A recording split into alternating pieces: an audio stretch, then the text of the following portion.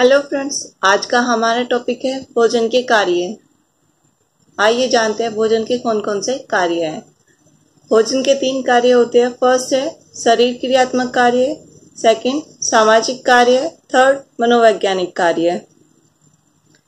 First जो है भोजन के शरीर में क्रियात्मक कार्य। क्रियात्मक कार्य कौन कौन से होते हैं?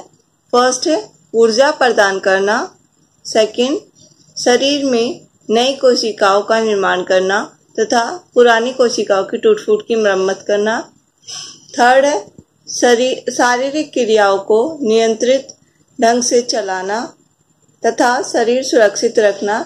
ये भोजन के क्रियात्मक कार्य हैं। भोजन के क्रियात्मक कार्यों के अनुसार भोज्य तत्वों का वर्गीकरण किया गया है। फर्स्ट है ऊर्जा देने वाले भोज्य तत्व। ऊर्जा देने वाले कौन कौन से भोज्य तत्व होते हैं? फर्स्ट है कार्बोहाइड्रेट, सेकंड है वसा, थर्ड प्रोटीन।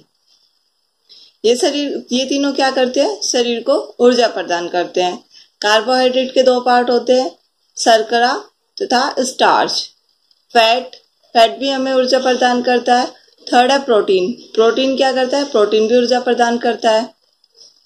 सेकंड है शरीर निर्माणक भोज्य तत्व। शरीर का जो निर्माण करते हैं वे कौन कौन से भोज्य तत्व होते हैं? प्रोटीन, खनिज तत्व और जल। नेक्स्ट है सुरक्षात्मक भोज्य तत्व। सुरक्षात्मक भोज्य तत्व कौन से होते हैं? विटामिन, खनिज लवण, प्रोटीन, जल।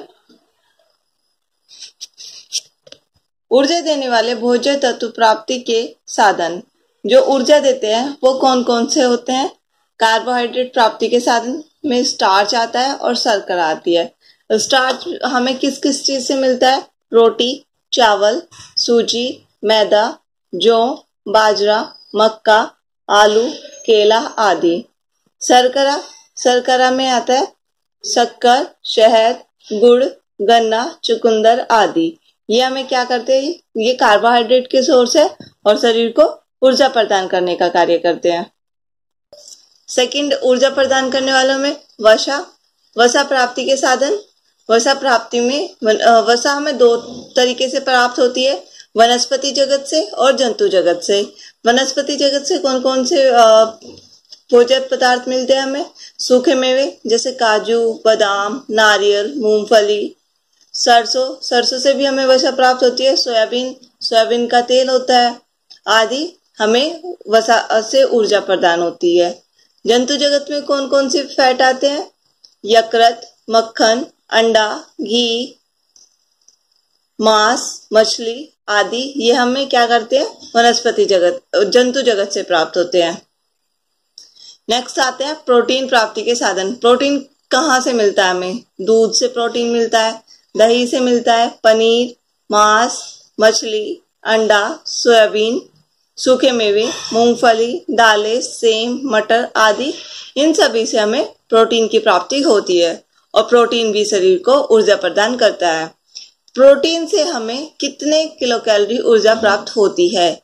प्रोटीन से हमें 4 किलो कैलोरी ऊर्जा प्राप्त होती है और वसा से हमें 1 ग्राम से 9 किलो कैलोरी ऊर्जा प्राप्त होती है। कार्बोहाइड्रेट से हमें 4 किलो कैलोरी ऊर्जा प्रदान होती है 1 ग्राम से। कार्बोहाइड्रेट, वसा और प्रोटीन की रिक्वायरमेंट व्यक्ति को उसके श्रम के अकॉर्डिंग होती है कि व्यक्ति कितना काम कर रहा है और उसी के हिसाब से उसे इन सभी की आवश्यकता होती है। शरीर निर्माणक तत्वों की प्राप्ति के साधन। भोज्य तत्व है प्रोटीन। भोज्य पदार्थ कौन कौन से भोज्य पदार्थ से मिलता है हमें प्रोटीन? दूध, दही, पनीर, अंडा, मांस, सोयाबीन, मछली, सूखे मेवे, मूंगफली, दालें, सेम आदि। इन सभी से हमें प्रोटीन की प्राप्ति होती है। अब शरीर निर्माणक में सेकंड पॉइंट क्या है? कैल्शियम। कैल्शियम हमें किस किस भोज्य पदार्थ से मिलता है? दूध से मिलता है, दही से, पनीर से, अंडा, हरी सब्जी आदि कैल्शियम के स्रोत हैं। फास्फोरस दूध, दही, पनीर, अंडा, यकृत, गुर्दा, सोयाबीन, दालें, साबुत अनाज। इन सभी से हमें फास्फोरस की प्राप्ति होती है। नेक्स्ट है लोहा।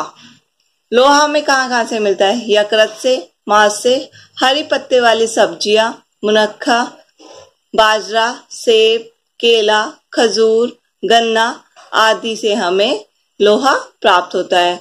लोहा हमें लोहे की रिक्वायरमेंट क्यों होती है? लोहे की रिक्वायरमेंट हीमोग्लोबिन के लिए भी होती है। अगर हमारे शरीर में लोहे की मात्रा कम हो जाती है तो हमारी बॉडी में हमारा हीमोग्लोबिन लेवल भी कम हो जाता है। नेक्स्ट है आयोडीन। आयोडीन हमें कहाँ से मिलता है? प्याज, समुद्री मछली आदि से हमें आयोडीन की प्राप्ति होती है। सोल्ट भी आयोडीन का एक सोर्स है। नेक्स्ट है जल। शुद्ध जल, रसीले फल व सब्जियां, दूध व अन्य पेय पदार्थ, इन सभी से हमें जल की प्राप्ति होती है और जल भी शरीर निर्माणक तत्वों में से एक है। नेक्स्ट है सुरक्षात्मक तत्वों की प्राप्ति के साधन। सुरक्षात्मक तत्वों में कौन कौन से तत्व आते हैं? विटामिन, दूध व दूध से बने भोज्य पदार्थ, नींबू, संतरा, आम, हरी पीली सब्जियां, फूलगोभी, गाजर, गेहूं, चावल, मक्का, खमीर, दालें, अंडा, यकृत, मछली आदि, इन सभी से हमें विटामिन की प्राप्ति होती है। नेक्स्ट है खनिज लवण। खनिज लवण हमें कहाँ से मिलता है? दूध, दही, पनीर, अंडा, हरी पत्ते वाली सब्जियां, सोयाबीन, दालें, अनाज, सूखे मेवे आदि से हमें खनिज लवण मिलते हैं। जल की प्राप्ति शुद्ध जल से, रसीले फल व सब्जियों से, दूध से व अन्य पेय पदार्थों से हमें जल की प्राप्ति होती है। प्रोटीन, दूध, दही, अंडा, पनीर, सोयाबीन, दालें, मटर आदि से हमें प्रोटीन की प्राप्ति होती है। ये चारों शरीर सुरक्षात्मक तत्वों में आते हैं। विटामिन, खनिज लवण, जल और प्रोटीन, ये शरीर को सुरक्षा प्रदान करने वाले तत्व हैं।